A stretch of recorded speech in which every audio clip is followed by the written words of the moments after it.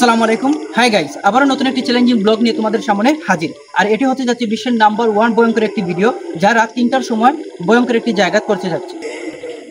Charlie Charlie are you here challenging ব্লগের জন্য যা যা প্রয়োজন তা আমরা সব নিয়ে আসছি। তা হচ্ছে টেপ, মোমবাতি, পেন্সিল, ইয়েস নো এবং একটি বাক্স। চার্লি চার্লি গেম কোনো সাধারণ গেম না, এটি একটি অচিন্ত আত্মার সাথে খেলা হয়, যার নাম চার্লি। আজ আমি আপনাদের চার্লি চার্লি গেমের সত্যি ঘটনা জানাবো, কেন এই খেলাটি অশুভ। ঘটনাটির সূত্রপাত প্রায় 150 বছর আগে হয়েছিল মেক্সিকোতে। এ সময় একটা মধ্যবিত্ত পরিবারে চার্লি নামের একটি ছোট মেয়ে থাকত। তার বাবা মা ছাড়া তার পরিবারে আর কেউ ছিল না। কিন্তু হঠাৎ একদিন চার্লির বাবা বিষ খেয়ে মৃত্যুবরণ করেন। তিনি এমন কাজ কেন করেছিলেন তা এখনো রহস্যময় হয়ে আছে। যখন তার মৃতদেহ চার্লি এবং চার্লির মা উদ্ধার করলো, তারা তখন দেখলো চার্লির বাবার পকেটে একটা ছোট কাগজের টুকরো।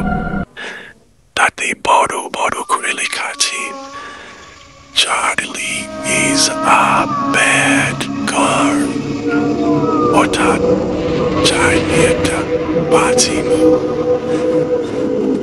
তার পকেটে এরকম চিরকুট কেন পাওয়া গিয়েছিল তা এখনো রহস্যময়।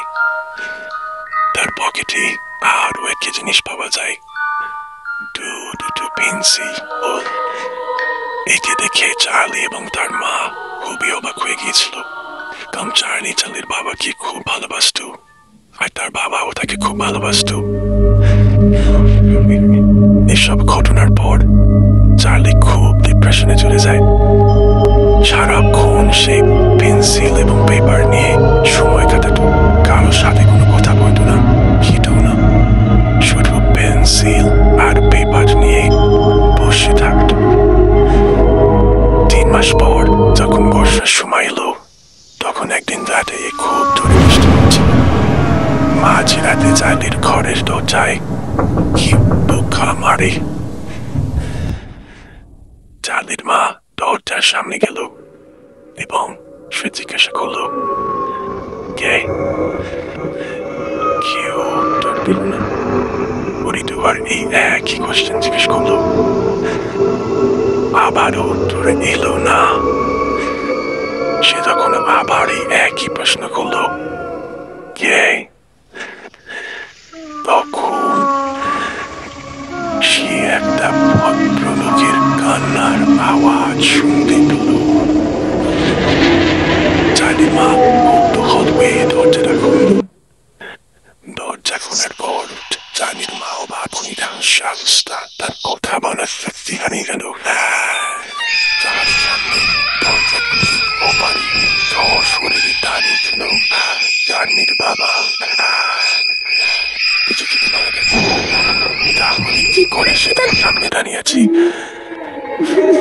চার্লির বাবার কাঁধে অফিসের ব্যাগ সহ চার্লির ঘরে চলে গেল সে। এইসব চার্লির মা বিশ্বাসই করতে পারছিল না।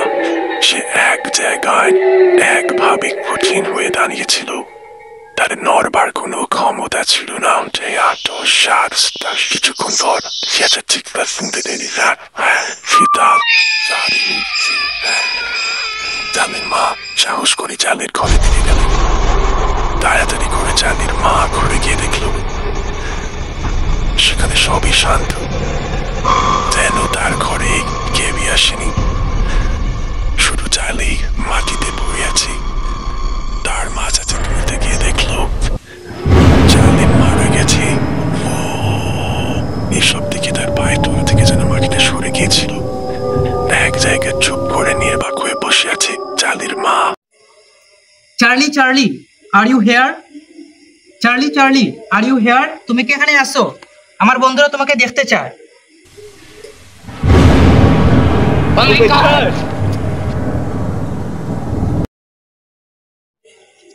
ওকে গাইস, তারা বই পেয়ে পালিয়েছে। আমি এখন চার্লির সাথে কথা বলবো, সবাই ভিডিওটি দেখতে থাকো। তুমি কি আমার সাথে কথা বলবে? চার্লি চার্লি, তুমি কি আমার সাথে কথা বলবে? কেন নয়, আমি কি তাদেরকে নিয়ে আসবো? চার্লি, আমি কি তাদেরকে নিয়ে আসবো?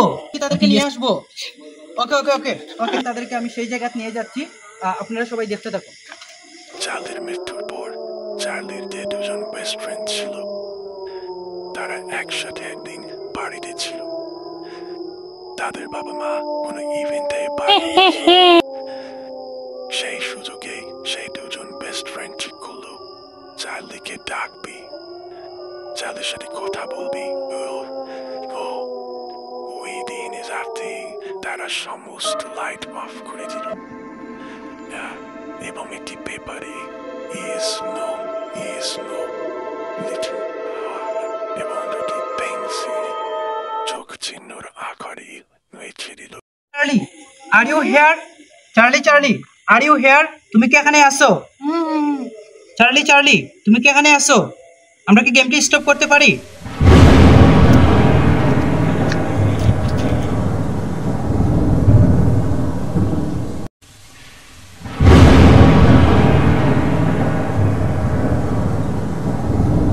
গাইজ, শেষে আমাদের সাথে এমন হবে ভাবতে অবাক লাগছে। এমনটা আমরা আগে ভাবিনি, তাই এই কাগজটি আমরা পুড়িয়ে দিচ্ছি। গাইজ, অপরদিকে আরেকজনের কি অবস্থা হয়েছে তা আপনারা দেখেন। গাইজ, শুধুমাত্র তোমাদের জন্য এই চ্যালেঞ্জিং ব্লগটি তৈরি করা হয়েছে, তাই বেশি বেশি লাইক দেন এবং কমেন্ট করেন। আর পরবর্তী কি ভিডিও নিয়ে আসবো তা কমেন্ট করেন।